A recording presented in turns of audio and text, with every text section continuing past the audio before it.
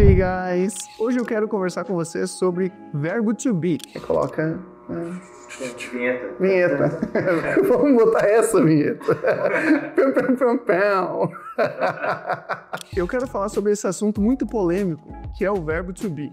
Muitos dos meus alunos vêm conversar comigo com esse trauma de infância que eles pegaram lá no ensino fundamental, que eles só estudavam o verbo to be na escola. Mas por que o verbo to be ele é tão confuso, ele é tão estranho? Na verdade, ele é muito simples. Só que você precisa saber que o verbo to be ele é um verbo diferente dos outros. Ele funciona de forma diferente.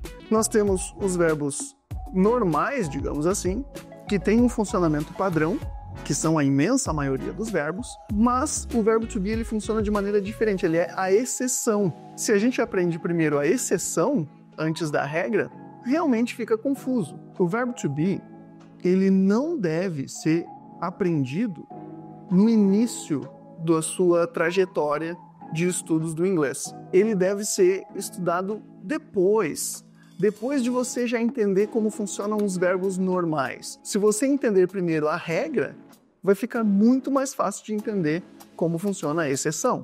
Por exemplo, o verbo to speak, que é o verbo falar. O verbo to speak, ele é um verbo normal, então o funcionamento dele é igual sempre. Por exemplo, se eu falar eu falo, é I speak. Você fala you speak. Eles falam they speak. Nós falamos we speak. Nota que o speak não muda. Agora, se a gente falar na terceira pessoa, ele fala, fica he speaks. Ela fala, she speaks. A única diferença é que a gente acrescenta o S na terceira pessoa do singular. Isso acontece para praticamente todos os verbos normais, que são, 99% dos casos. Mas o verbo to be não. O verbo to be, ele muda de acordo com a pessoa. Então, se eu falar, por exemplo, eu sou ou eu estou, lembrando que o verbo to be significa ser ou estar, eu sou fica I am. Você é you are. Ela é she is.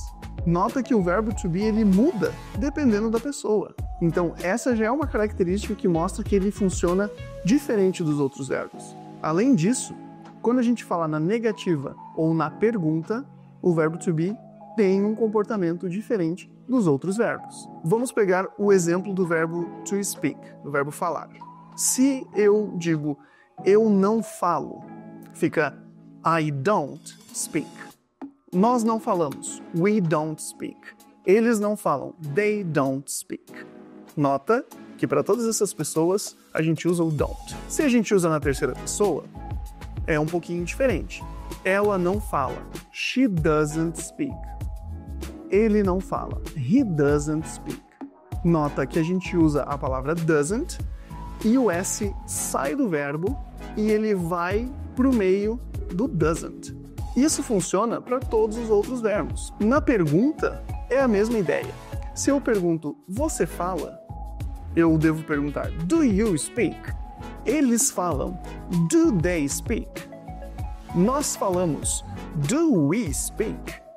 Nota que a gente usa o do antes da pessoa, antes do sujeito da frase. Na terceira pessoa, muda um pouquinho. Se eu falar, ela fala, fica, does she speak? Ele fala, does he speak? A gente utiliza o does antes da terceira pessoa e o verbo fica normal. Também o S sai do verbo e vai lá para o does. Agora, com o verbo to be é totalmente diferente. Com o verbo to be, na negativa, a gente vai utilizar a pessoa, a variação do verbo to be correspondente a essa pessoa e mais a palavra not. Então, se eu falar eu não sou, fica I am not. Eles não são. They are not. E ela não é. She is not. Na pergunta, também fica completamente diferente. A gente deve pegar o verbo to be e colocar ele antes do sujeito da frase. Por exemplo, se eu perguntar, eu sou, fica am I? Você é? Are you? Ele é. Is he? Então, você percebe que o funcionamento do verbo to be, ele é totalmente diferente dos verbos, digamos, normais. Então, primeiro, a gente tem que aprender o funcionamento dos verbos normais, a regra, como funciona para todos esses verbos, para depois a gente entender o verbo to be, entender como funciona esse verbo que é uma exceção dentre os verbos. Ok, guys? Thank you very much and see you next week. Bye bye.